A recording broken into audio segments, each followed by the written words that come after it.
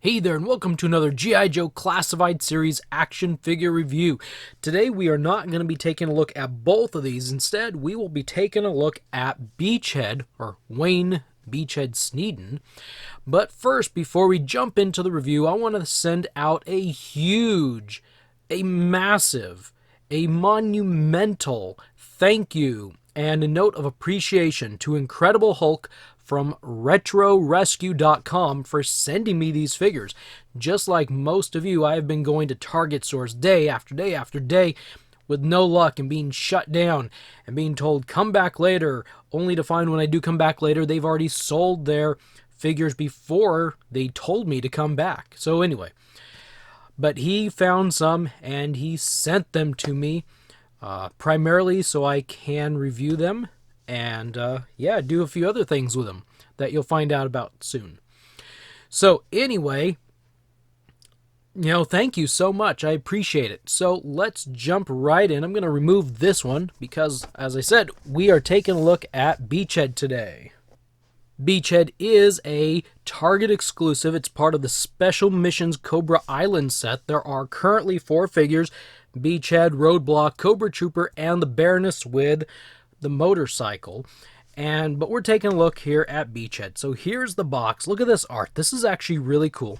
This actually looks a little bit different than the side, I think, but maybe it's not. Maybe it's just the way it's drawn. But, here he's running through the water on Cobra Island. He must have just landed or something. I'm not sure, but, that's pretty cool art. We've got his accessories in plain view. Let's flip the box around here, and we'll take a look at... Actually, no. Let's take a look back here real quick.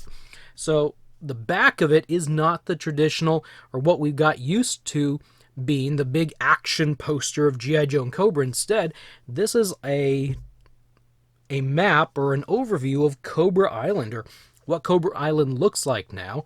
And there's these few points of interest that they want us to know about. Each figure actually has a couple points, and they're all different.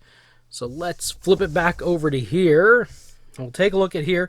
This is the ability side, the right side of the package, and it lists his abilities. So let's go through his abilities here real quick. He is a level 3 on all 4 of these. This is Vanguard, this is Covert Ops, Weapons Development. Sorry, I messed that up. Vanguard, Light Weapons, Covert Ops, and Weapons Development. So what does that all mean? Well, let me explain to you what that means. So Vanguard means he is on the front line of combat, taking the fight to the enemy. Light Weapons just means he uses small handheld weapons. Covert Ops means he is sent on secret missions. And Weapons Development means he tests and manufactures weapons. He may test, but I'm not sure about the whole manufacturing side of it. We'll flip around to the other side. And this is where there's more of the art. This is really pretty cool. It looks like there's a Terradrome up here, but it's really a narrow, tall Terradrome. It's kind of like the big, round, more, I guess, squatty type of Terradrome that we're used to. But shows he's got his gun with the blue lights and everything, and he's looking beachheady, isn't he? Well, let's quit looking at this package. I say we get this figure open right now.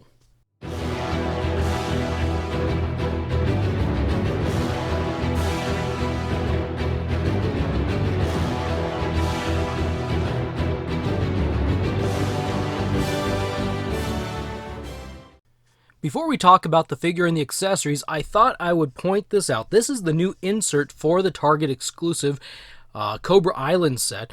I forgot to mention, he is figure number 10, and it's mentioned a couple places on the box. But take a look at this image on the back. This has got to be like Cobra Island or something back here. I think this might be a Terradrome. There's just a lot going on here. There's the rocky hills, mountains, whatever. There's the crashing waves. That almost looks like a boat. I just noticed that. I think that might be a boat. It might be. Anyway, but it's really cool, this new artwork. And as I've pointed out before, you could actually use this as a background to display your figure like on the wall or on a shelf. So let's get the figure out here and let's take a look at the accessories first. He comes with this blaster rifle. It's a little bit disappointing that it's all one color again, and that they didn't highlight and do some different colors on here, but I don't know. That's what they do. They make some neat stuff, and then they make some not so neat stuff. He comes with a handgun, and this looks a lot like the handgun that Duke has. You can also put this handgun in Beachhead's right thigh holster. He comes with a green uncolored knife. This will fit in Beachhead's left leg or left calf sheath. He comes with a stunningly green crossbow that just looks really pretty cool, doesn't it? He has his backpack as well. There's a little notch or a little slit here in the backpack, and I think the crossbow is supposed to go in there somehow. This doesn't really fit in there that way, so I'm not sure if this is how it's supposed to go. If you know and I am not doing it right, please drop a comment below and inform me how this goes, but it just looks like it should go this way.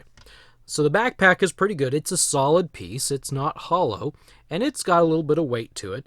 And unfortunately, on my Beachhead, when you hook the backpack on, it only goes in so far, but it's a pretty loose. It doesn't really want to stay in there very well.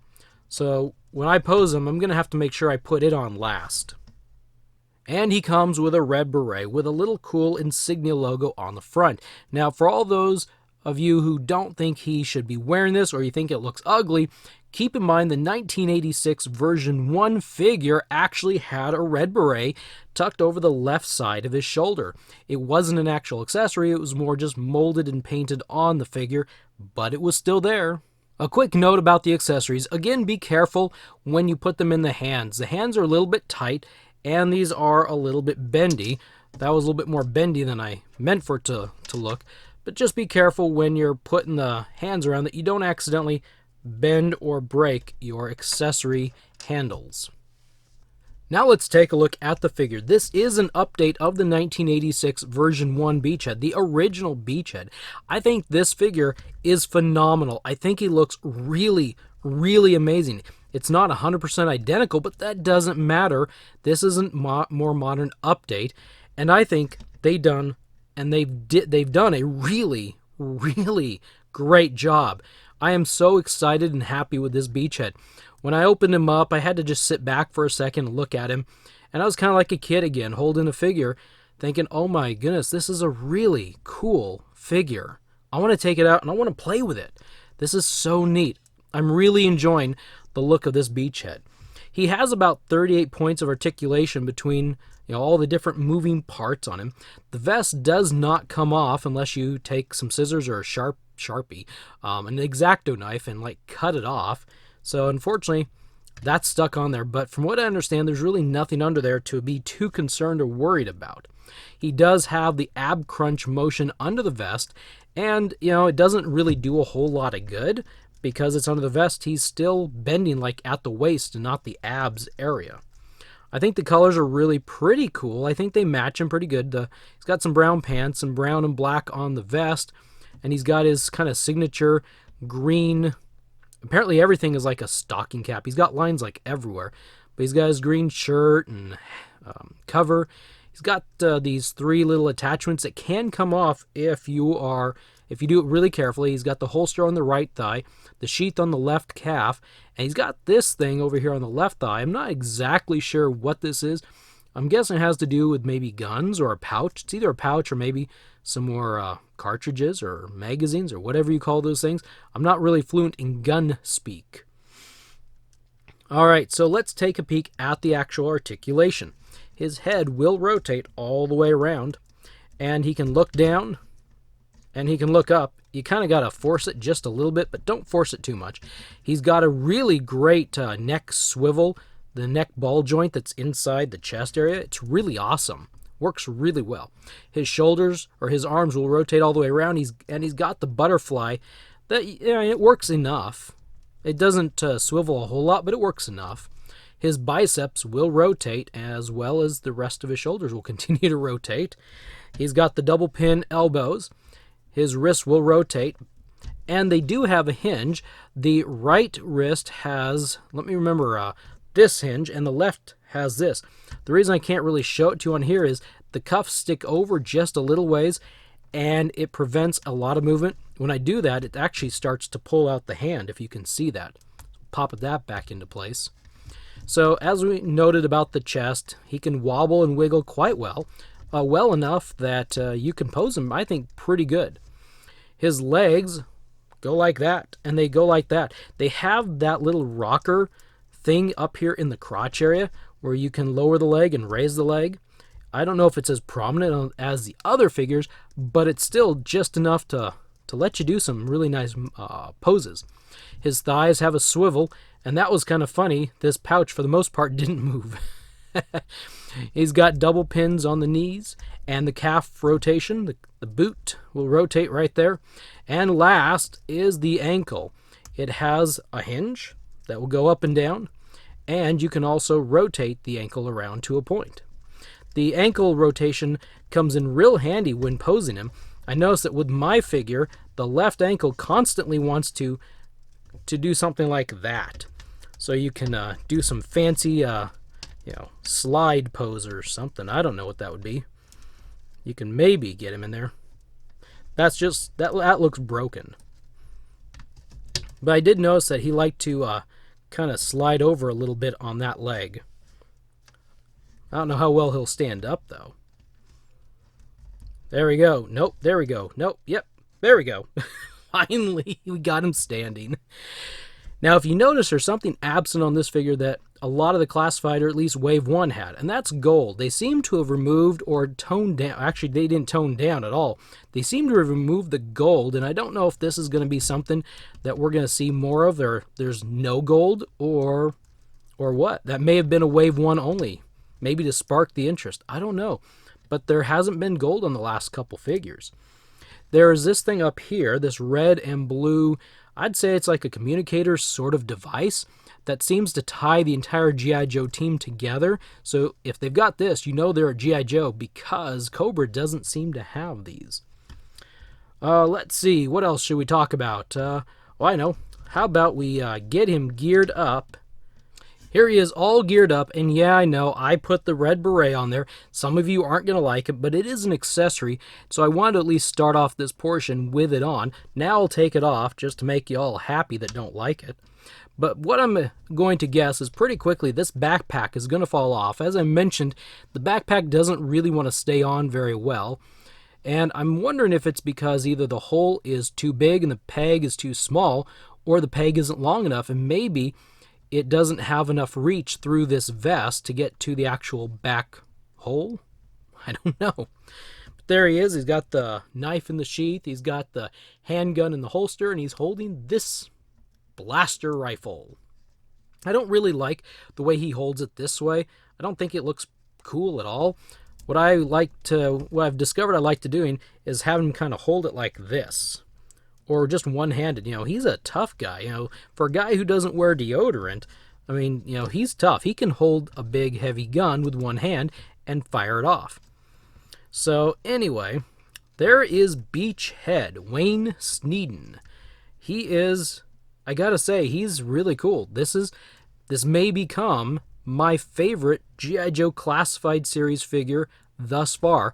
I highly recommend, if you find a way of getting this figure for $20, not $50, not $60. Please don't go and support the scalpers. Every one of you who goes out there and buys a figure off eBay for more than $20, even if you don't like scalping, you are supporting the scalpers. Please do not do that, and don't buy them early. Just don't support that, because the more you support it, the more you buy, they will keep doing it. Solidarity in the community, guys. But anyway, if you can get this figure for real price, get one, because I think you'll like him. I think this is a great figure. I'm very, very excited he came out. So anyway, see, I knew it was going to come off at some point. All right, so that's it. That's my review on Beachhead. Go get this guy. He's awesome. So if you like this video, please hit the thumbs up for me, and if you want to be notified when more and future videos like this come out, hit the subscribe button and the bell notification icon, and you'll be notified. I've got more G.I. Joes, as you saw earlier in the video. I have a Cobra Trooper, I have Destro, I have the version 2 Snake Eyes, and I have Scarlet, and they're all ready to come out, and hopefully soon I will have Roadblock from Target exclusive, and I will have Baroness Target exclusive, crossing fingers on all of those. And then, of course, we've got the whole other group, Gung Ho, Red Ninja, PDD, Prophet, whatever, Prophet something Destro. I know the other name, not this new one. Prophet whatever Destro. Regal Cobra Commander, regular Cobra Commander. We won't call him Arctic Mission Storm Shadow, just Storm Shadow. But I've got all those in pre-order. They're going to be coming. We're going to be talking about every single one of them. Stick around, enjoy the ride, have a wonderful day, and we'll see you in the next video.